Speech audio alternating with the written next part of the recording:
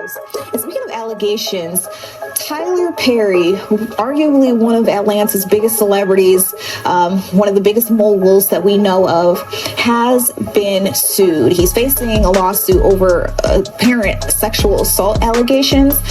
One of his actors from the hit movie Boo, A Madea Halloween, is looking for $77 million against Tyler Perry, saying that there were unwanted sexual advances made toward him over the last several years. Now, the actor's name is Mario Rodriguez. He filed his lawsuit Thursday in the state of California, again, alleging that Tyler Perry subjected him to those unwanted sexual advances that happened multiple times over a series of several years. He says that he also committed sexual battery and assault toward him while he was there at Perry's home in Los Angeles.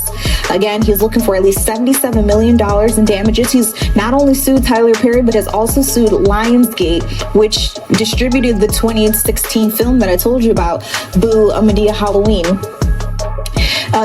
He says that Lionsgate turned a blind eye to Tyler Perry's alleged misconduct and didn't do anything to help him. So Lionsgate has not immediately responded to comment about this, but we are hoping that we hear something soon. Meanwhile, Tyler Perry's lawyer has denied the allegations publicly. Believe it or not, Tyler Perry's name is back in the headlines, this time tied to new allegations from another accuser. This time, it's a personal trainer named Mario Rodriguez, who got an acting role in one of Tyler Perry's Madea movies. He's filed a lawsuit against Tyler and the movie studio Lionsgate for $77 million. $77 million? Damn, that's a lot of money. Way more money than Cassie got from Diddy. And she had receipts. But I highly doubt Tyler Perry's new accuser, Mario Rodriguez, will be able to walk away with that kind of payoff. But still, if he wins anything remotely close to $77 million, that's like lottery ticket money. And that's a part of what this episode of Lessons in Lies is about. It feels like we've entered an era where, instead of betting on horses, playing slot machines, or buying scratch-offs, or grinding it out every day at a job, some people believe the fastest path to life-changing money is filing a lawsuit against a celebrity. I'm not saying every accuser is lying, and I'm not saying every lawsuit is a money grab. But when these cases pop up years later, with 8-figure price tags attached, it naturally raises questions. Questions about celebrities who keep finding themselves in these legal messes. And even more questions about the accusers who hold off on coming forward with these allegations for years and years and years and years. Then, bam, out of the blue, years after the fact, they sue for millions of dollars about something they could have went to the authorities about on day one when the first inappropriate act happened. Now, before I say what I want to say about the folks involved in this multi-million-dollar madness, I need to put a couple of disclaimers out there first, to keep my ass from getting sued. Tyler Perry's innocent until proven guilty, and it could be that these allegations are exaggerated or flat out false. I wasn't there watching what happened or how it went down, so I don't know with 100% accuracy what the hell was going on. I'm a commentator, and I'm here to discuss the subject and tell my opinions based on the information that I do have access to.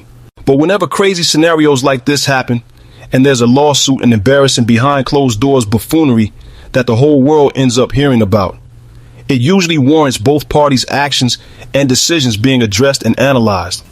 I'll give my opinions about the accuser and the accused, and then let you, the listeners, come to your own conclusions. Let's take a listen to Mario Rodriguez himself, explaining in his own words why he waited so long to come forward with the allegations. And why the people stay silent.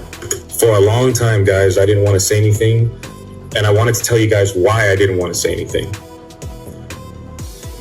But when it happened to me, I felt ashamed. I was scared because of the judgment and the questions that people were going to start asking. Almost like they were going to blame me for just being there. Well, I felt all of that, guys. When a very big director, a very seriously powerful person that everybody knows, invited me over to his house to talk about roles and upcoming things that he was writing. I was telling myself, like, man, like all of my dreams are coming true right now. Like my opportunities at my front door right now. So much excitement going through my body. And then, guys, it happens. You know, my boundaries were crossed. You feel like this person feels like they got power over you because of the situation and the opportunity that presented itself in front of you. And then and how fear can somewhat keep you quiet and keep you silent. Well, I stayed quiet for much too long.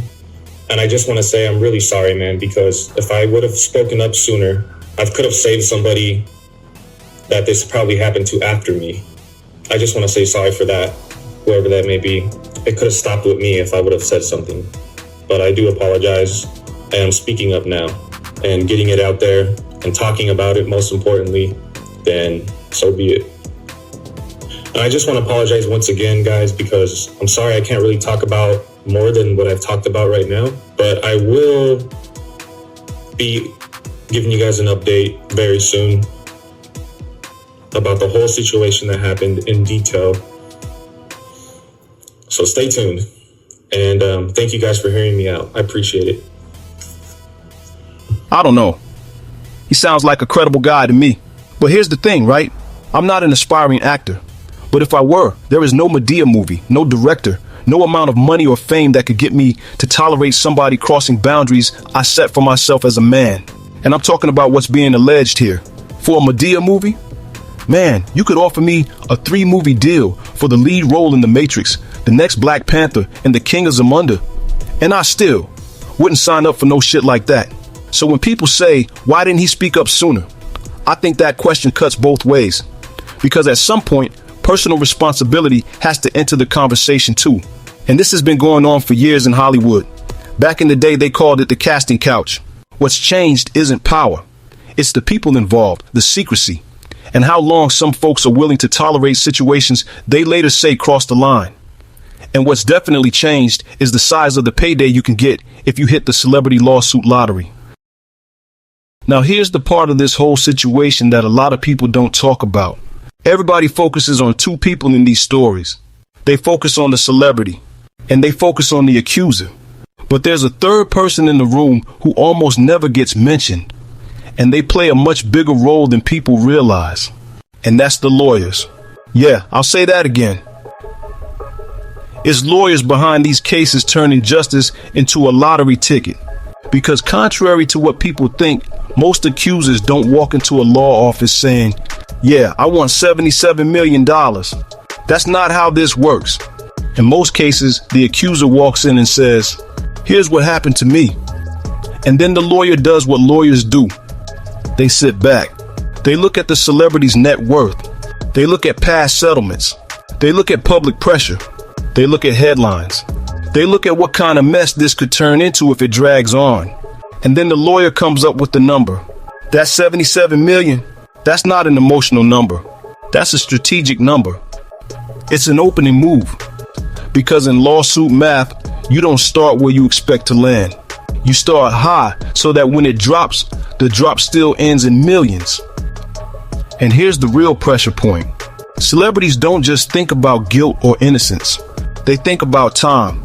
They think about reputation. They think about headlines, brands, sponsors, and future money. So when a lawyer throws out a number that sounds insane to the average person, what they're really saying is, this is going to cost you, even if you win. And if a deal does get made, even for a fraction of that original number, everybody pays a price.